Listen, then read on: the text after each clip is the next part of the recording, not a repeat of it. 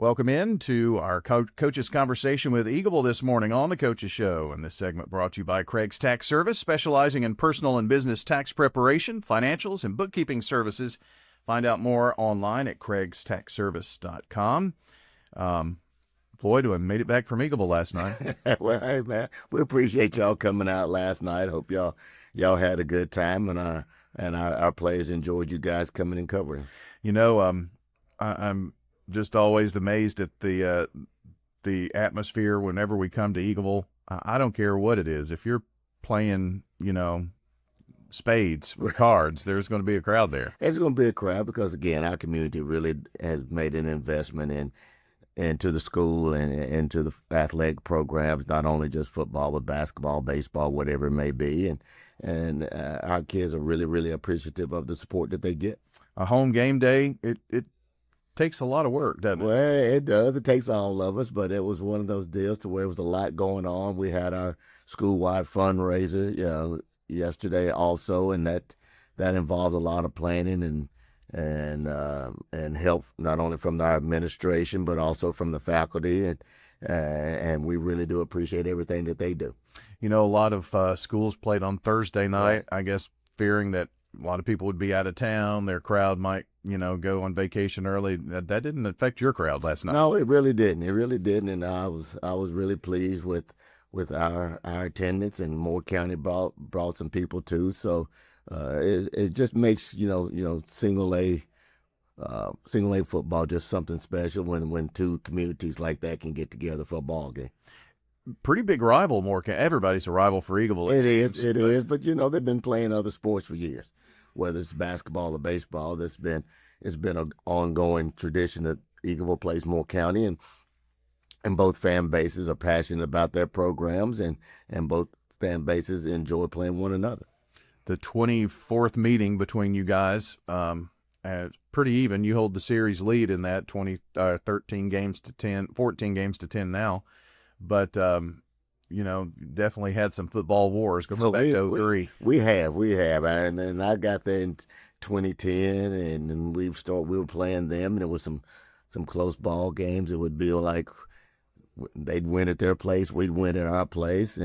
But it's always been highly competitive, and there's always been good sportsmanship between the two programs. Well, last night, knew that they were coming in a bit banged up, but right. They've been that way, and it seemed like they kind of settled in with Petty at quarterback a little bit, and he's a real athlete, isn't he? Yeah, he's a tremendous football player. I mean, highly competitive, strong kid. They lost their quarterback early on in the season to an ACL, and he had to step in and play quarterback. He's been their running back. He's been a defensive back, and they put a lot on his shoulders, and I thought that kid handled it extremely well.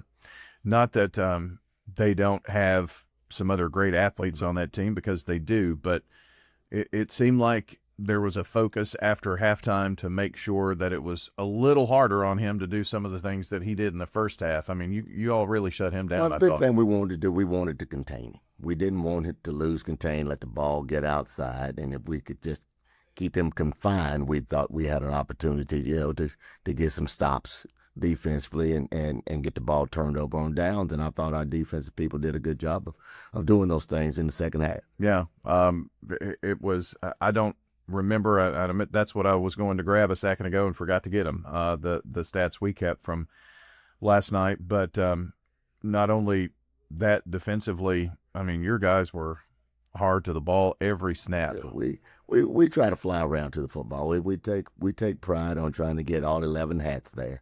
It don't ever happen, don't happen sometimes, but we attempt to get kids there running to the football, and our thing is at least make people snap it one more time. Don't give up the home run. Make people try to be patient and drive the ball down the field, because it's kind of difficult if you have to go 80 yards to play perfect for 80 plays if you don't give up a big chunk. And our kids have kind of bought into that philosophy. Floyd Walker with us this morning as we talk Eagleville football. You take the early lead. They come down a pretty decent drive after that, I think, and attempt a field goal that they missed. And, I wanted to bring focus onto the defensive touchdown that came in the second half, that fumble recovery by Thomas Solomon for the touchdown.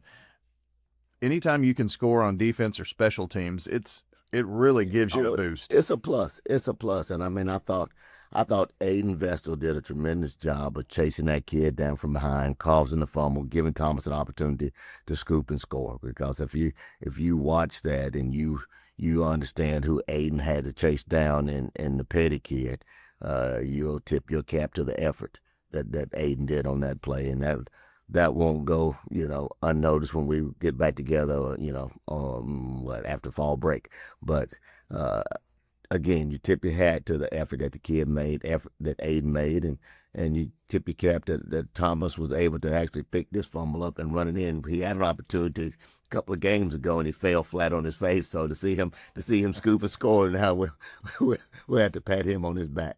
Well, that Thomas Solomon's going to get the credit for the fumble recovery, but a lot has to happen, and I'm glad you mentioned Mr. Vestal, because we called his name quite a bit last night on tackles and all the other guys, and sometimes those are just like your linemen that don't necessarily get the names out or get the ink. Exactly, and you don't really get to talk about Aiden enough, but Aiden is a kid that's been an Eagle kid his whole life. He's tough. He runs well, and he enjoys playing for us, and we're thankful that we have. So I don't forget, I just remembered Thomas Solomon and seeing him with Mom and Dad, thinking about him. I don't want to say anything about Steve. Good point. Yeah, we ain't going to talk about it. Yeah, he might cut off the internet somewhere. But, you had senior night last night, and that's always an emotional time. Every one of the mamas kept coming back up in the stand saying, "You made me cry, Mr. Haley." So, but that's a pretty special part of the night. It's a special deal to watch those kids who've been in your program for, some of them have been there since junior pro days and go through middle school and get to this point. And then, you spend a lot of time as a coach, you interacted with their families on different occasions. So I've always said that it's always tough to have senior night with the players, but it's also tough to have senior night with the parents as well. So because you got to form those relationships and those friendships, and it's always a special night at Eagleville when families like that get together.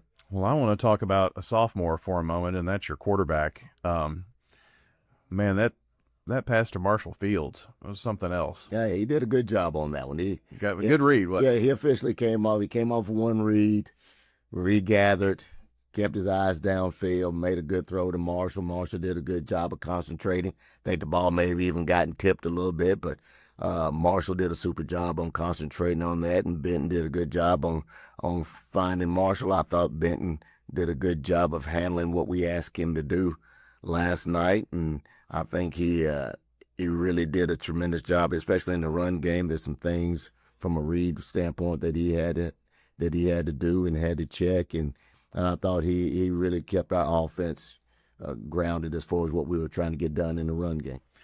Your run game last night, that one touchdown, breaking tackles left and right, and between Solomon and Jordan, your run game was very, very effective. Over 300 yards. Yeah. I mean, but those kids have done that all year long. They have. I mean, it goes back to what you said about people that you don't ever get to talk about, though. There's 5 linemen up front. There's a tight end. There's what we call a money back or a fullback or an H-back in some people's term that do a lot of the dirty work for those guys. And those guys up front take a lot of pride in their assignments.